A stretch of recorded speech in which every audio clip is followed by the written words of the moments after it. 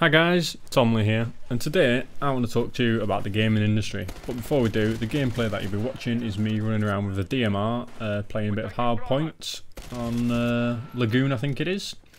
Yeah, I've got into the DMR. I don't know why, but I just have. I quite like it. It's good two-shotting people. I think that's the way the sniper should be, two shots all the time.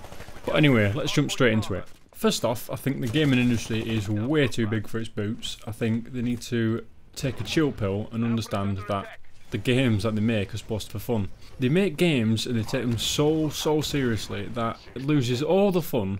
They sweat it so hard of trying to crush the opposition and trying to get the most players, trying to get the best reviews. They don't actually think, okay, well, we'll make a game and maybe not everyone will like it, but people that do like it, they'll absolutely fall in love with this game. And I think that's what's missing. Everyone's going after the mass market.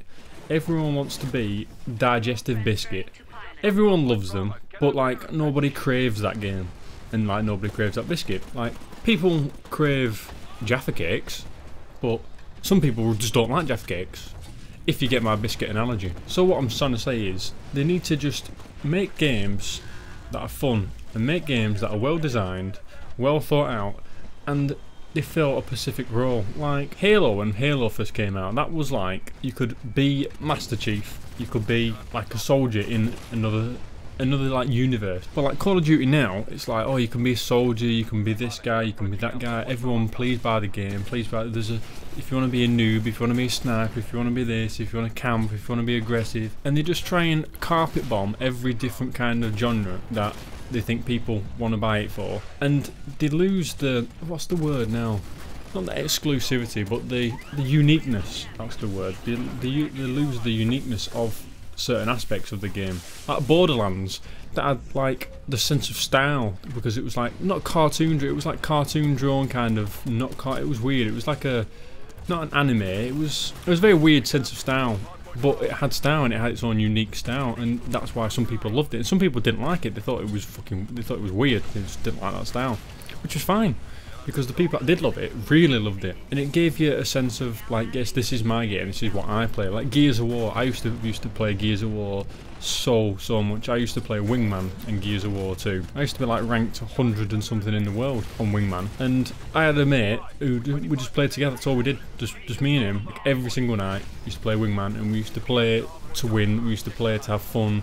We used to play to try and humiliate people, and it was such a good time because the Gears of War community, I think, whilst not as big as the COD community, the Gears of War community was so like closely knit. Everyone knew each other. And I remember when Gears of War 3 was coming out, and me and Dave, this guy I obviously played with all the time in Gears of War, who was my wingman, and the last game that I played before Gears of War 3 came out, I sent a message to everyone in that lobby, and this just shows you like how toxic Xbox is.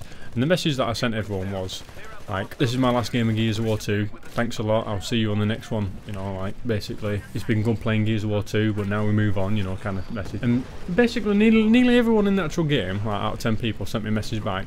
And most of the replies were, alright, I thought you were going to send me some shit, or I thought you was going to give me like a hate message calling me a dickhead or something, or whatnot. And I found that so strange that, like, people were already pre-programmed to think, yeah, this message is going to be some guy giving me shit. And I just found that very strange. But what I was going back to actually what I was talking about before I got sidetracked about Gears of War, but that's another video completely. That the gaming industry, they've turned into like a gaming machine now, like the gaming company. And to me, that's when a company goes large and gets very big, that's when everything goes tits up, like everything.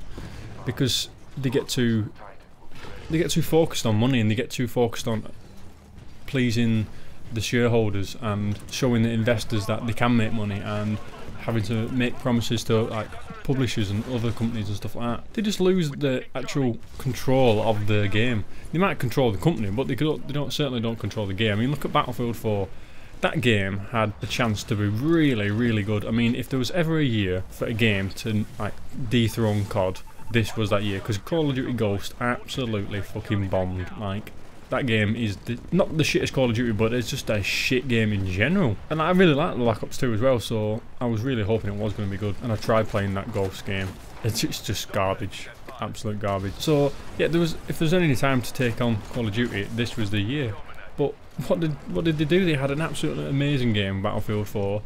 and they released it when it was the most brokest piece of shit I've ever seen. Like, it made Call of Duty Ghosts look like a fucking solid gold bar, because it was just so bad that, like, the game didn't physically work properly. It's like mind-boggling how they can release a game like that. The amount of glitches and bugs, and like the game used to crash on console all the time. Like, for a game to crash on a console, excuse me, for a game to crash on a console is absolutely shocking. And that was just one, like the rubber banding, the lag.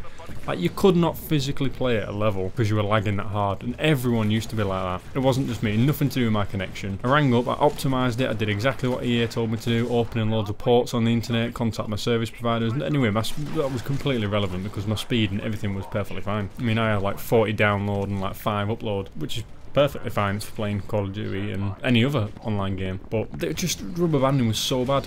And the reason why it was like that is because they wanted to release it at the same time Call of Duty was out. When if they actually thought about it and cared about the game and thought logically, is okay, well, maybe Call of Duty gets released 5-6 months ahead of us, and maybe they get loads of sales because there's not many other first-person shooters out. But if we release a game that is absolutely perfect and shit out and brilliant and no problems at all, then that will draw people in, like, the correct way. Like, subscribers on YouTube. People beg for subscribers. They're like, please, please, oh, I'll give you a webcam when we get to 200 subscribers, or I'll fucking suck your dick when we get to 500.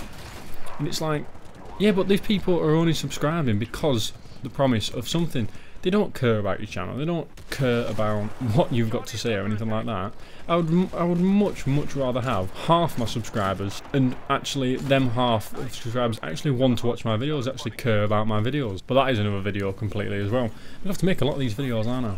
And also, I've just realised I do get sidetracked very easily, don't I? I do waffle on about completely irrelevant topics. So back to the actual topic that I wanted to talk to you guys about was, what do you think of the gaming industry? Do you think it's going the right way? Do you think it's growing too fast? Do you think it's growing at the right speed? I'm very curious. I'm always very curious to see what you guys think, because I feel that the more people you have thinking about one thing, the better. Because if you just get my opinion on it, then that's just my opinion on it. But if you get 300-400 people like leaving comments and telling you what they think, then that's 300 or 400 people's opinions. And normally the majority rules, you know, the majority of people tend to group around one theory that they have, and normally that theory is normally the right one. I'm always curious to see if that I'm on point, see if people agree with me or people that disagree with me. But I'm just saddened overall, really, about the way the gaming industry is going. I mean, there are some really good companies out there, little companies that are really good. I mean, some of the indie games I've played on the 360, they were absolutely amazing, like really good, for like the money as well that they cost. Like, there was a game, the $1 zombie game, and it was so simple, and the graphics were so, like, they were pretty poor, but it was a dollar for a game. You can't really complain, can you? But it was fun though. That was the thing. It wasn't a shit game. It was a fun game. So I just think they need to go back to the way they used to be, where they used to work so hard to get players on the game, and now they just use advertisement and they use the PR campaigns to get people to play the game instead of actually the gameplay and the fun factor. So I think they need to go slightly backwards and just start paying attention to what fans want and having to work for the fans, because at the moment the PR machine is just delivering all the fans. But that about wraps it up for today, guys. Don't forget, you can follow me on Twitter so you'll be the first to know whenever I post a video or the latest news. As always, I've been Tomley, thanks for watching, and I'll see you on the next one. Take it easy.